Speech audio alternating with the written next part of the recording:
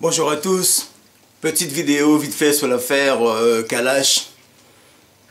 Alors voilà, tout d'abord pour commencer, je vais faire un big fuss à tous les frères Guadeloupe, Martinique, Guyane, Réunion, mais aussi à tout le continent et à tous ceux qui sont les frères fidèles et les fans de Kalash, parce que Kalash, il faut quand même le rappeler, c'est un homme qui est très connu, très médiatisé et qui fait des millions de vues sur la toile. Mais revenons à l'affaire en question. D'après ce que je peux voir en fait sur la toile, qu'est-ce qu'on voit en fait? On voit un homme qui sort, qui arrive avec sa voiture et qui tamponne d'autres voitures et qui est arrêté plus loin par la police. Ça, c'est ce qu'on voit en fait sur la vidéo en fait. Et puis on voit aussi beaucoup de gens, beaucoup de youtubeurs en fait qui se lâchent en fait sur l'homme Kalash, à voir uniquement parce que Kalash, il est vraiment en fait assez virulent, il est assez, pour ne pas dire un peu menaçant vis-à-vis des forces de l'ordre. Ça, c'est ce qu'on voit en fait sur l'image vidéo, sur le témoin en fait qui a filmé la scène. Mais il y a ce qu'on voit en fait sur la vidéo. Mais il y a aussi ce qu'on ne voit pas, à mon avis, et ce qui est, à mon avis, le plus important. Et c'est là, en fait, que les choses sérieuses, à mon avis, commencent.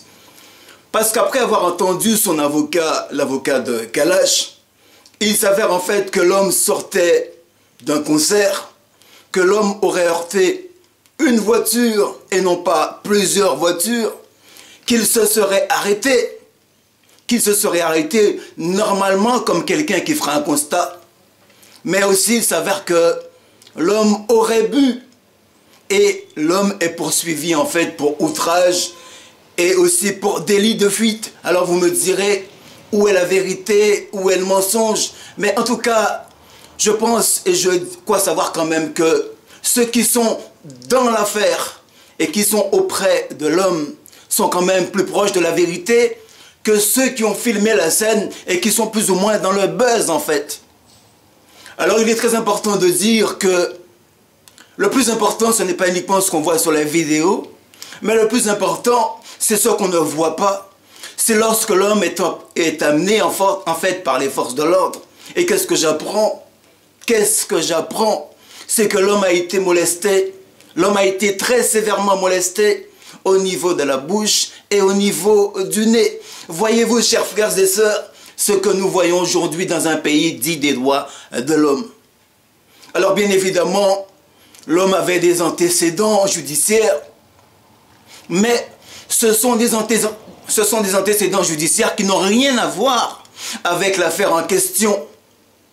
Donc, j'espère, au vu en fait des faits déclarés par son avocat, que l'homme nous reviendra assez rapidement, parce que je ne sais pas si dans un pays comme la France, nous ne pouvons en fait accepter de telles dérives en fait. J'ai pu entendre dire que nous vivons dans un pays qui est sans cesse en dérive avec la question du droit.